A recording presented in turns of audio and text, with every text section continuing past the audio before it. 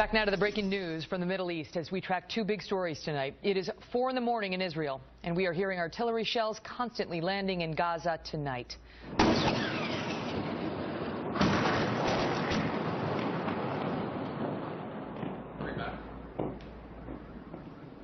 Those are the sounds of war.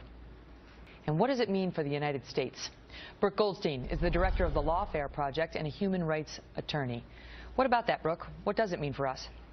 Well, I think it means that we have to pay attention very, very closely because there are several reasons why Americans should care very deeply about this current conflict. And number one, because of 9/11, because Hamas and Al-Qaeda are the same type of Islamist terrorist groups that are theologically motivated with the goal of destroying the West. And Hamas is attacking Israel, not because it's engaged in some sort of civil rights battle for the Palestinian people, for Palestinian sovereignty. We know Hamas does not care about the Palestinian people because they are using them as human shields. Hamas is attacking Israel because it sees Israel as the outpost of the West in the Middle East. And it knows if we abandon Israel, if we allow Israel to be destroyed, then we are next and it can destroy us.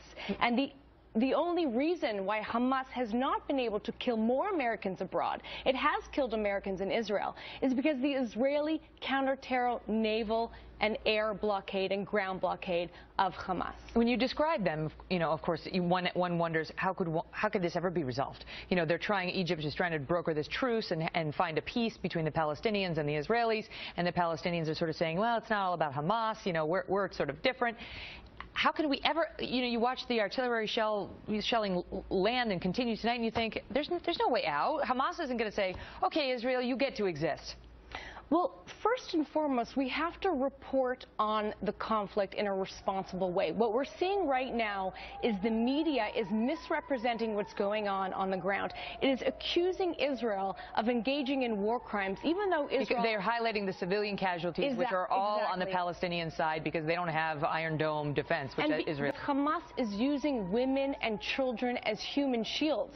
And what the media is doing is playing into the dead baby strategy, the so-called dead baby strategy, by reporting on these casualties without accurately reporting on how Hamas is using civilians as human shields, and therefore we are encouraging Hamas to do that, and that's on our own moral conscience. Because it becomes a propaganda tool for them to keep things going. They want this going further into the future. This is a PR war for Hamas. Hamas did not attack Israel because it thinks it's going to win. Hamas knows it's going to lose.